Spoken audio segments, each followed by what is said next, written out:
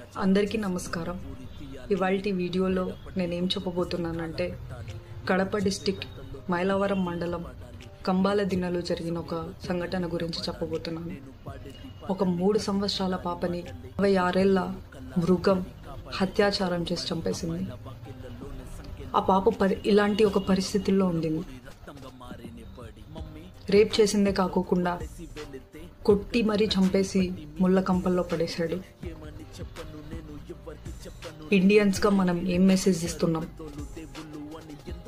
ఈ వీడియో ప్రతి ఒక్కరికి రీచ్ అవ్వాలి. ఏ మీడియా, ఏ న్యూస్ ఛానల్స్ దీని గురించి మాట్లాడలేదు. Everyone should rise your voice. ప్రతి ఒక్కరూ ఈ వీడియో చూసిన వెంటనే షేర్ చేయడానికి ట్రై చేయండి. అందరికీ తెలియాలి, దీక్షితాకి జస్టిస్ జరిగి తీరాల్సిందే. లా ఖచ్చితంగా ఏదో ఒకటి న్యాయం చేస్తుందని అనుకుంటున్నాను.